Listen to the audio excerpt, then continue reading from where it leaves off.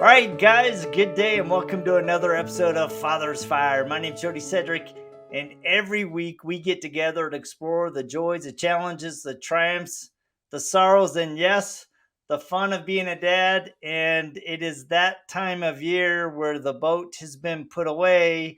And so the fun in the Cedric family has diminished, except for those kids that like to move from liquid water to frozen water and go skiing and snowboarding. But yeah, so the fun will just change.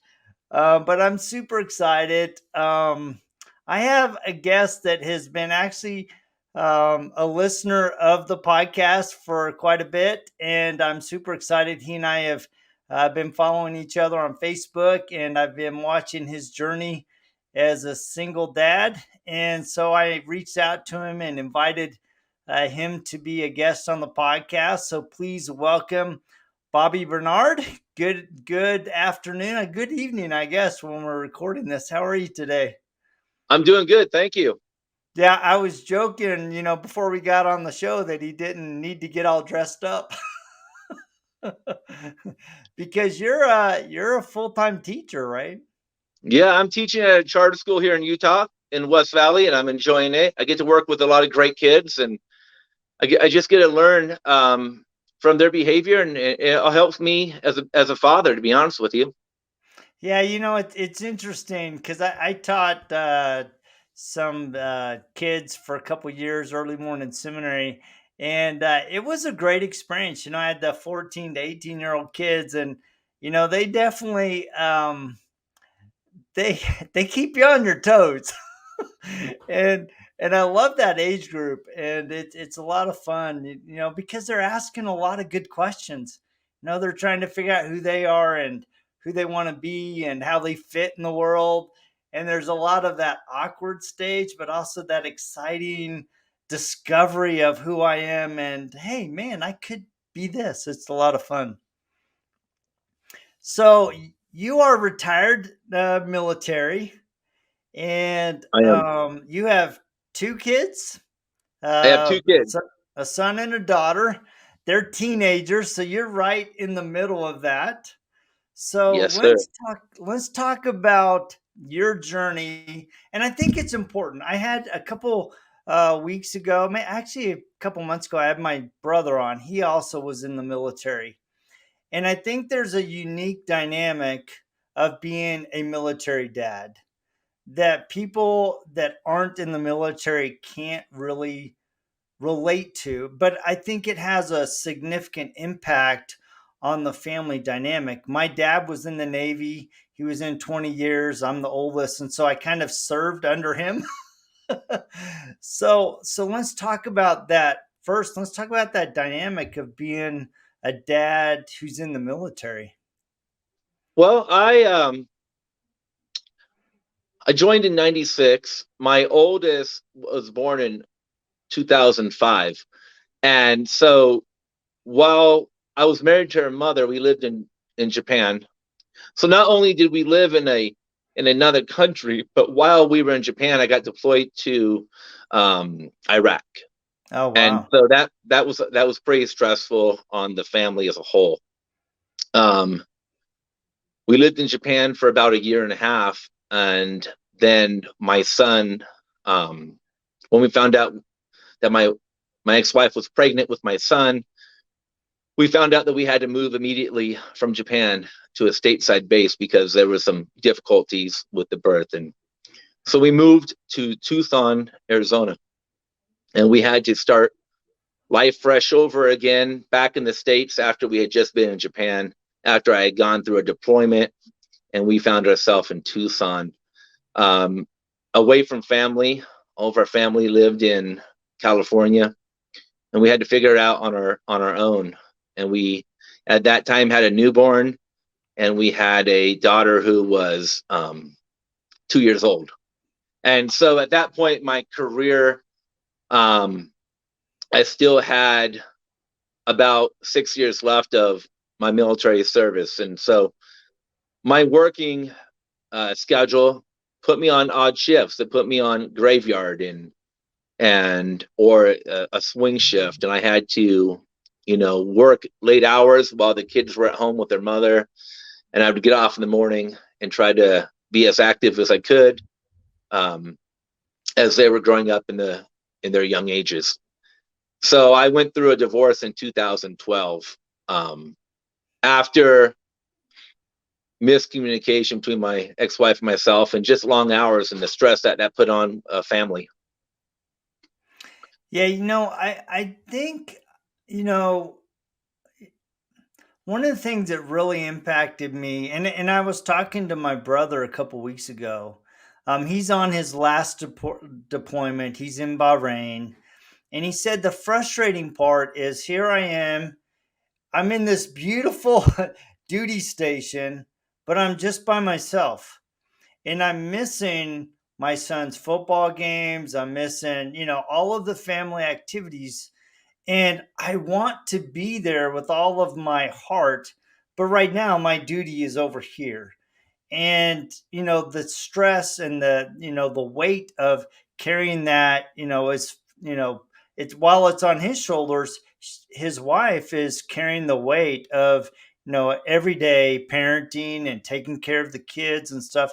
And so coming back together, it's got to be a really weird experience of, I've been away. Now, how do I come back into my family and really fit when mom's been such a key role in the kid's life?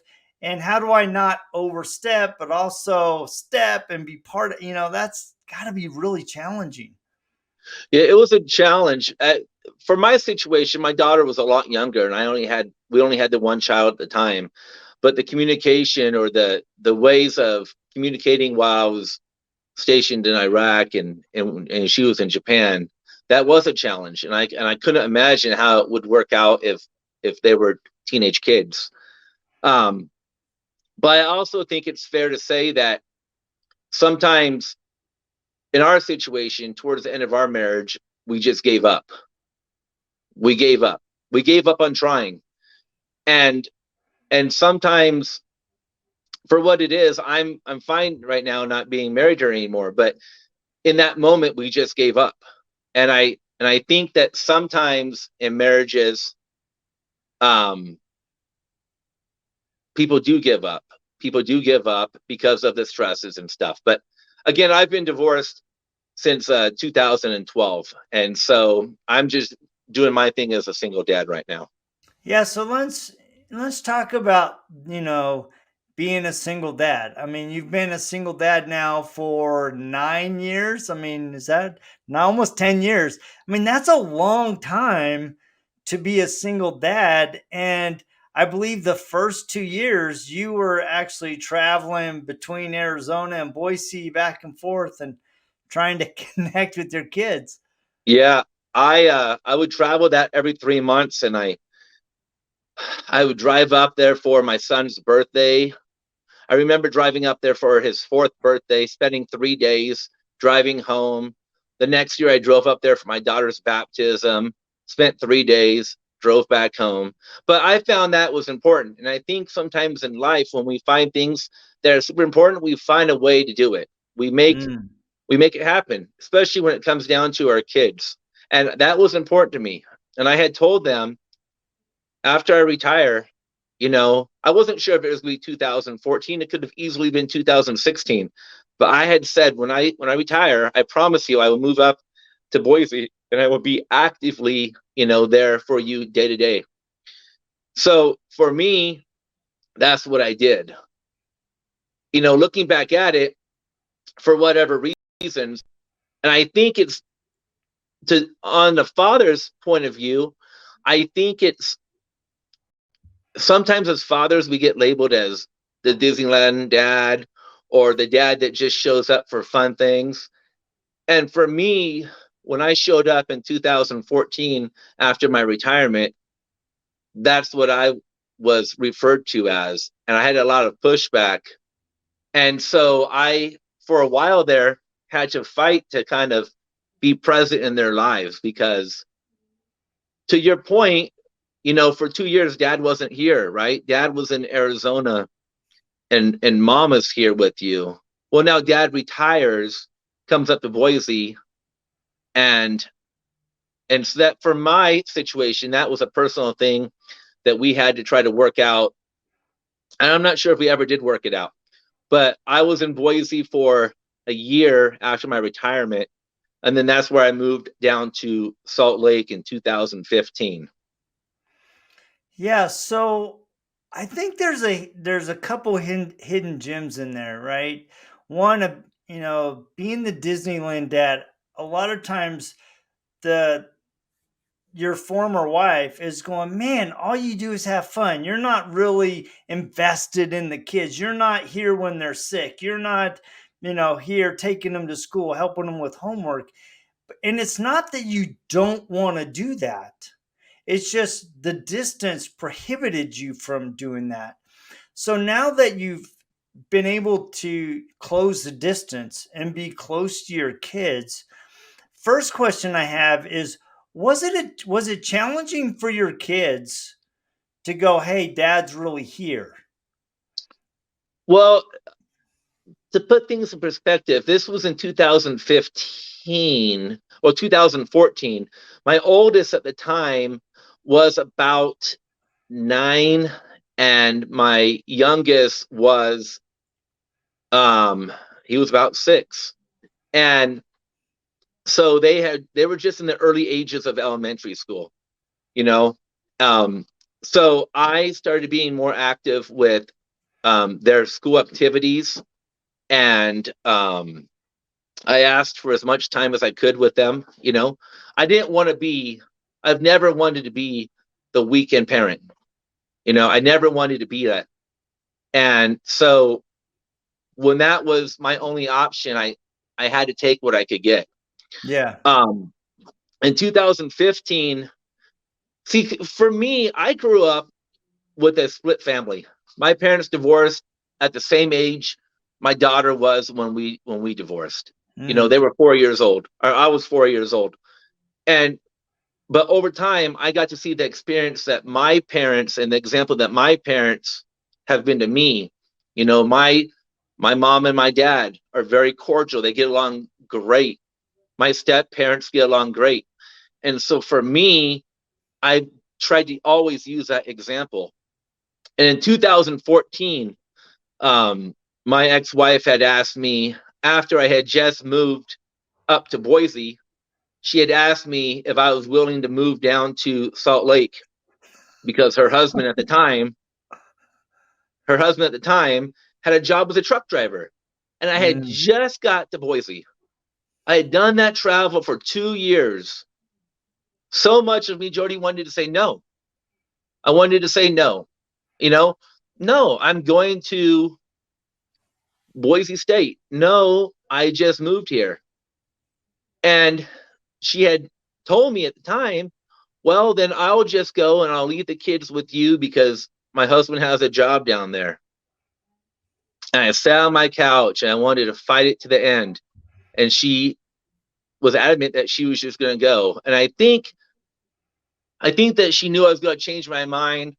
And sometimes people will take advantage of you in those kind of ways. And I sat there and I had this feeling like these kids need to have their parents. And I gave in and I moved down to Salt Lake in August of 2015. And it hasn't been a fun ride, if I could be honest with you. There's been a lot of great things coming from it, but I had thought, I don't want these kids having, not they're both their parents, and so I made the move. Now it's been 6 years, almost 6.5, 7 years now, and Dad's still here. Dad's still here. Dad hasn't gone anywhere. The kids live with me, and unfortunately, right now, Mom doesn't live here in the state. mm. So, you know, did I make the right move? We've met a lot of great people. We've had a lot of great people part of our lives now that are step parents and like the last 2 years has been super rough. I don't know if I've shared very much of it, with you off the video, but I was kept from my daughter for 2 years. I was kept from her for 2 years. Fortunately, there were some great adults that played a huge part in her life during those 2 years. She had a stepfather for a period of time that played a huge part. And we wouldn't have had that if I would have stayed in Boise. But what we've gone through from 2015 till now has been really tough on everyone. But, I'm trying to just do the best I can and raise these kids the best I can and help them realize that things happen in life and we have to just, always try.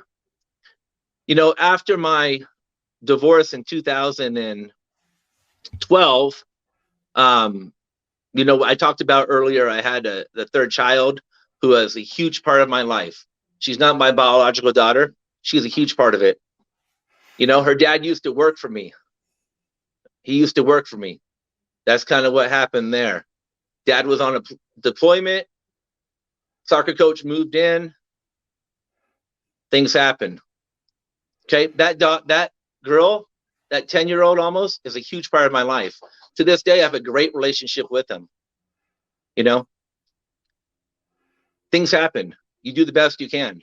And so, as far as myself and my situation, yeah, I've been divorced since 2012, and now, it's coming on 9 years. But I got two great kids, and we do the best we can. I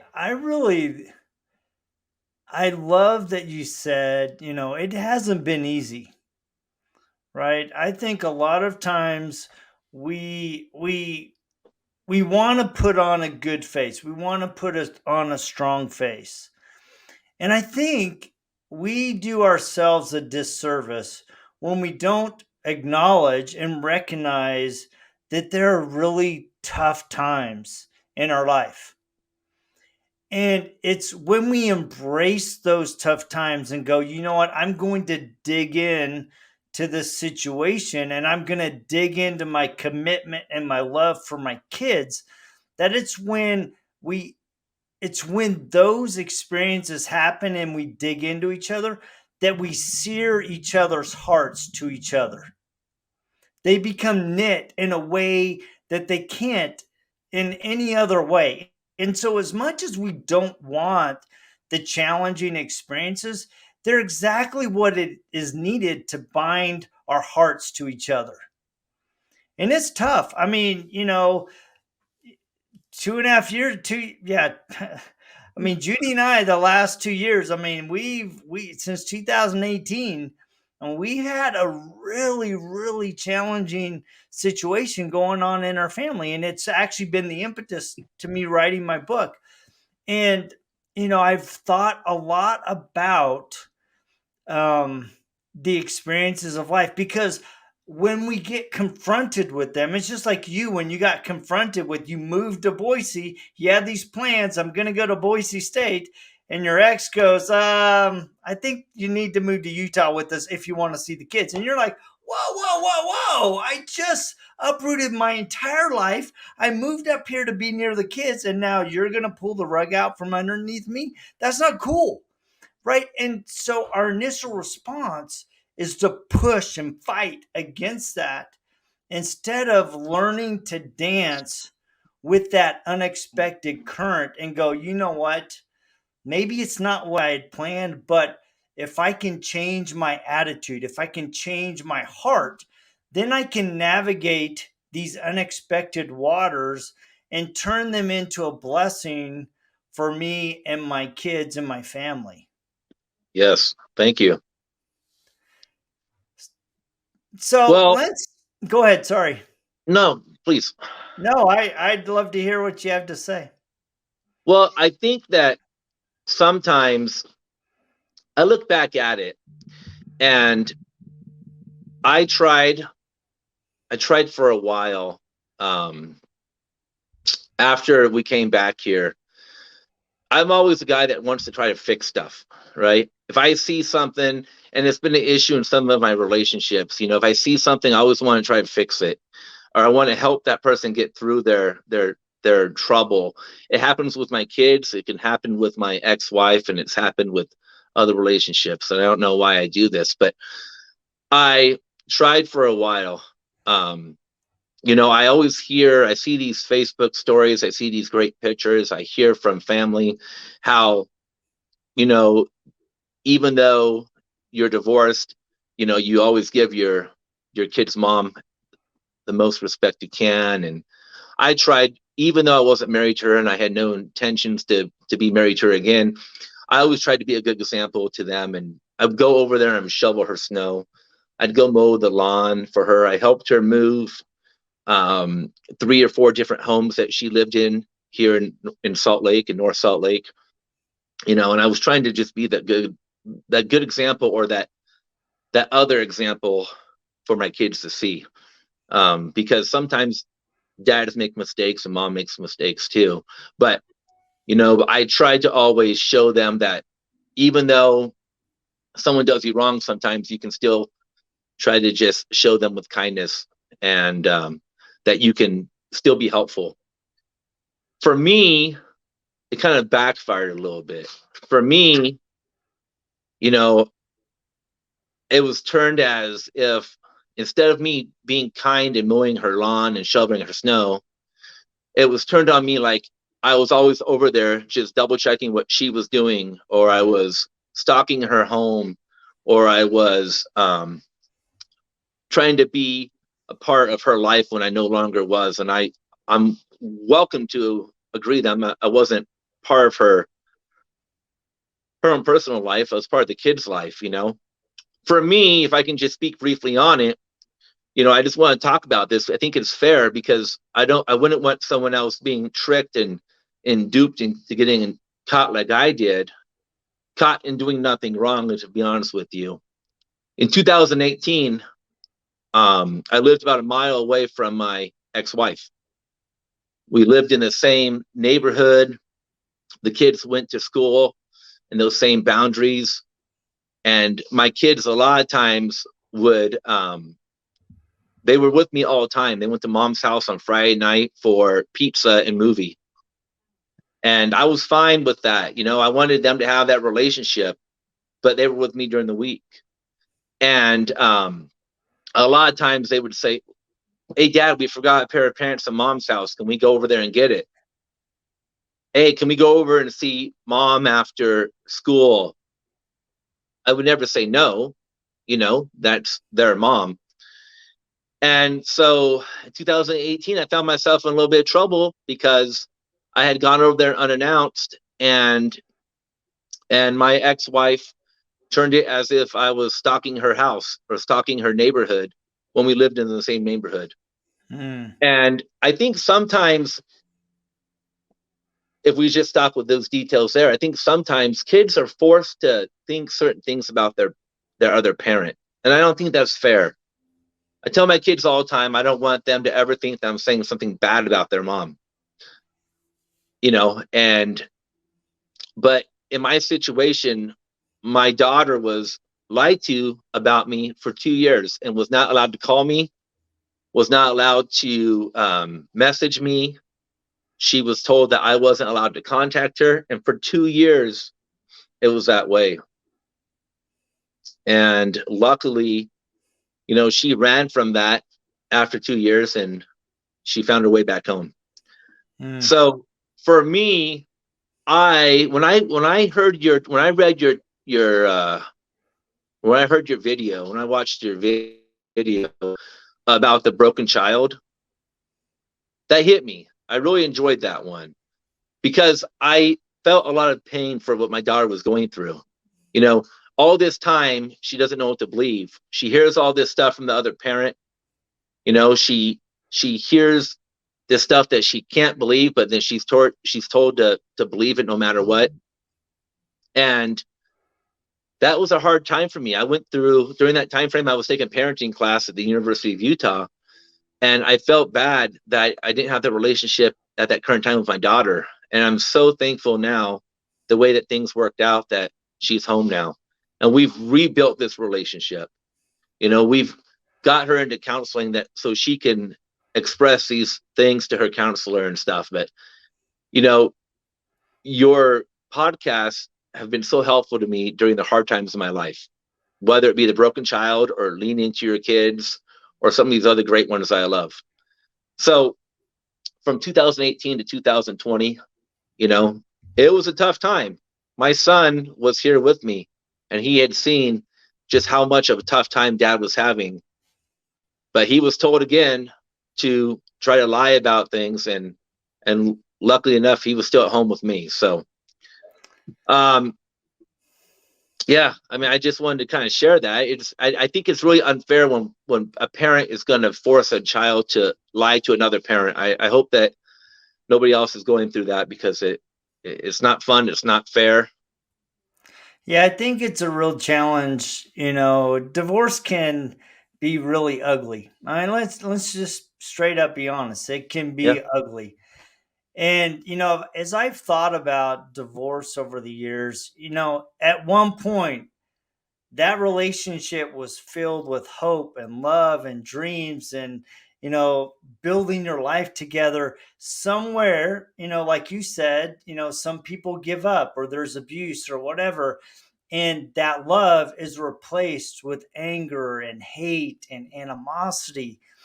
And unfortunately, when we get to that dark side, often the kids become the pawn between the two parents. And it's really unfortunate because it does happen, right? And so figuring out a way, and especially when you have 2 years where you can't, counter, you can't express your love, you can't do anything, to feel that kind of restriction and to have your hands tied has to be just heart wrenching and painful. And I'm sure there's many nights where you go to bed and you're just in a dark place and you're missing your daughter, you're missing your son. And so I think it is imperative that dads who are going through a divorce or they're in the divorce or they're separated, that we as parents, both dads and moms, we do everything we can to make sure that our children feel loved by both parents, right? Because yeah, I think it's hard to remember when your heart is broken and you have these bad feelings towards your former spouse, that that is still their mom, that is still their dad.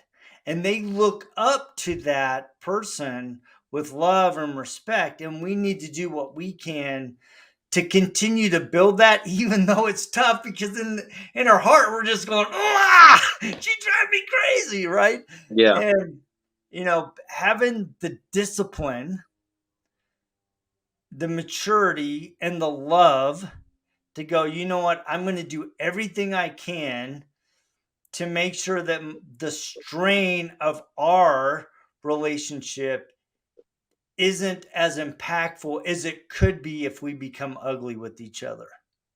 yeah. Thank you. Yeah, and the last within the last 4 months, when my son has had a video or a phone call with his mother, I really try my best to allow that, because he needs to still have that relationship with his mother. And so I've tried to take a lot of your advice and advice from family members or people from church, and just to allow that, because that's his relationship with his mother. We have our own relationship, and he needs to be able to have his. So I've tried my best to always allow that. Yeah, it's tough. So let's talk about some fun things. So recently on your Facebook post, I think it was within the last week, you had the experience of a little car crash, or at least I wouldn't say a crash, but you ended up off into the weeds in your vehicle. So let's talk about that funness. Yes. Can I yeah, I don't know if we want to call it a little crash. The joys of having a child at home that's learning how to drive. Bringing my daughter home and stuff this year has been great. She's in her junior year at school, and she is taking driver's ed. And she was looking forward to getting a permit in the spring, but at the same time, she was really nervous about driving. So as she's completing her assignments for all her school this this semester, I had told her, I said, you can't complete driver's ed assignments if you don't do some driving. And I talked to the teacher, and he had said, Mr. Barnard, she needs to drive. She needs to make these assignments, like reversing or parallel parking or driving down through a school zone or something, and then she writes about it. So Sunday after we had gone to church, I had said, let's go make a, sorry, one second. I had said, let's go for a drive. She said, Dad, we're gonna have to do a lot of assignments. You're gonna have to get gas in your car. We're gonna be gone for hours. We need to do all these assignments, and I'll write about them. So we were driving down a frontage road here in town, and she said, Dad, am I going on the road? I said, yeah, you're going on the road. She said, okay. And so she went out. It was about 30 miles an hour. I had my window down. I was guiding cars past us that were kind of lining up. She was going down the road straight between the yellow and white line. And she said, Dad, I'm doing it. I said, yeah, way to go. Keep it up. Trying to give encouragement. We went down through the construction zone, through the cones. Everything was great. I said, look, you're doing it. Be proud, keep working hard. Then I had said, okay, we're going to make a right turn up here. I said, okay, put your blinker on. Okay, slow down, brake, turn. And when we made the right-hand turn, there was a Lincoln Navigator coming towards us off the side street. And my daughter got startled because she didn't brake enough and she wasn't going slow enough. And so she cranked the wheel hard to the right, and I'm positive we were on two wheels. My son, because of my own poor judgment, I think I should have left him at home, but he was in the back seat behind her seat. And we had turned, and he had said that he had seen the people's faces in the Navigator, and they looked pretty scared. But we didn't hit them. Instead, my daughter got nervous, and she punched the gas pedal all the way down. And we went diagonal across the street. We missed a fire hydrant by a foot. We did a little Dukes of Hazzard over the sidewalk, and we plunged into a shallow pond. Oh, God. We missed a tree. We missed a tree by about 5 feet to our left, and then to our right. I took a picture, but to the right, about 15 feet away, is a humongous billboard sign pole. And behind the bushes there was lined up green electrical boxes. Oh, jeez. So we missed the hydrant, the car, the tree, the electrical boxes, the billboard sign pole, and we went into shallow water. Oh, man. My daughter said, she looked over at me. She said, Dad, I'm done. I can't drive. I'm done. I'm not going. And I said, daughter, our car is in the water right now. Nobody's driving anywhere. Let's turn the car off and let's get out. And so I climbed out through the back seat, opened up the back hatch of the car, and the kids were able to climb out. And my car sat in water. The engine part of it sat in water until it was able to be towed out about 2 hours later. Oh, my gosh. But in that moment, I had to reflect and realize that the airbags never went off because it was in soft mud, Yep. reeds and stuff. Airbags never went off. That would have been more traumatic. Everybody was safe. Nobody got hurt. We were wearing our seatbelts. We were able to get out, and I was pretty calm about it on Sunday, and so I didn't want to stress her out. I just gave her and my son a hug, and I said, listen, we're safe. They'll come tow us out. We'll worry about the car later. I just want to make sure that you know that Dad's here for you, and that we can just wait and we'll be okay. And but to think of all the stuff that I missed. I mean, we missed the head on, the hydrant, the tree, the power boxes, the pole for the humongous sign, and we'll get the car situation worked out soon. The beauty of that story is, 10 years from now, when you're talking about teaching your daughter to drive, that's always going to be a funny little story to look back on. At the time, you're like, oh my gosh, what am I going to do with the car? Yeah. But, to your point, the important thing was all of you guys were safe. Yes.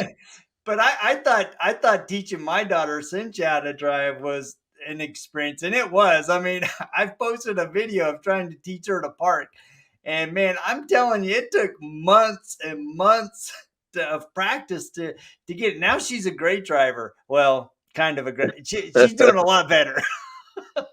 Cool. So, but yeah, teaching your kids to drive, it's quite the experience. And I started out with my kids young. I would put them on my lap and I'd have them steering down the road, and Hmm.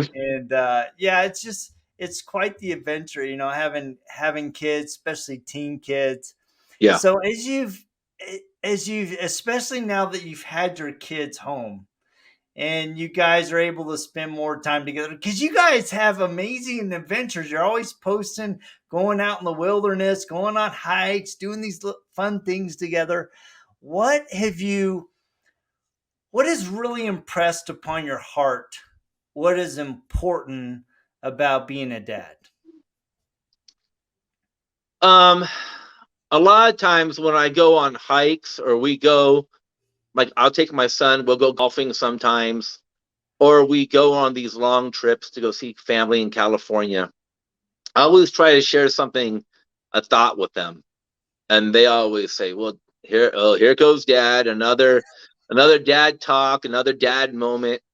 But I've really, when I grew up, my dad was my father was very we're similar personalities, and he would always um, try to have fun or try to talk to us and just be present in our conversations. Um, my stepfather is great for other things. He's more of the handy father, right? He's more of the one that would I'd go to for help with the car or help building something. But my father was probably more of the one for just having the conversations with. Um, my stepfather does surprise me nowadays sometimes, but I want to be present with my kids. I want to make sure that they can have that communication with me. I try to have open communication with them. Um, I enjoy walking with them and seeing their laughter, and I enjoy taking them to. I I like to capture a lot of pictures when we go. Not because every picture turns out to show their exact mood. They might have got mad right before I took the picture, but I try to take these moments and try to capture the joy that they do have when we go to the mountains or Yellowstone or to the beach. I just want to always be present, yeah, I'm working busy during the week for teaching, um, but I try to be present in the on the weekends or in the evenings with them. Um, so yeah. No, I love that. And as I've interviewed so many dads over the past year, that seems to be a common thread. Just be present, be involved, be engaged, talk with your kids, spend time with them. It's really important. And it's just you never know until later the true impact that you have on your kids' lives as you see them starting to make their own decisions, and they're coming back to you and going, man, Dad, let's just go hang together. And it's really, really important. I mean, some of my favorite times right now is hopping on a plane and going to watch my daughter play a UVU volleyball game, or going to California and going surfing with my son. We'll take some of the kids and we'll go surfing or sailing, and spending time on the boat. And those times are just so precious. And it does happen really fast. People always say it goes so fast. And I tell people all the time, I blinked and my daughter was 12, and I blinked again and she was in college. Hmm. And so you got to capture those moments. And so I really appreciate that you shared that. And I want to tell you, you're a great dad. Thank you. I mean, you really, I can see, and how I can tell is whenever your kids are standing next to you, they're leaning in. They're leaning into dad, right? I can always tell when a father and a son or father and daughter have a good relationship because a kid always leans in, whether they're sitting next to him or standing side by side. And so it's a real tribute, even though your path has been really challenging, of military deployment and divorce and being sent, and having all the tension between the relationship, to truly dig in. I just have to commend you and say you really are a great dad. And I appreciate very much you taking the time to share your story. I appreciate it so much, Jody. Yeah. Well, thank you so much, guys. I mean, obviously, Bobby and I could keep going, but I think one of his kids is talking to him saying, Dad, I need your attention. So we probably need to let him go. So I want to thank you guys so much for joining me every week. I mean, the whole purpose of this podcast is to ignite the fire within you to be a better father, better husband, whether you're a single dad or adopted dad, any kind of dad. The whole purpose is ignite the fire within you to become a better man so that you can be a better father to your kids. And I want to invite you guys to go check out. I launched my the pre-orders for my first book. I'm really, really excited. It's called Learn to Dance with the Currents of Life When You Feel Like You're Drowning. And I'm sure Bobby can relate to that. Some days you just feel like you're drowning. So yeah, and I also want to thank you guys for joining me every week. Please remember to like, share, and subscribe. And we will check you guys same time, same bat channel, just next week. See ya. See ya.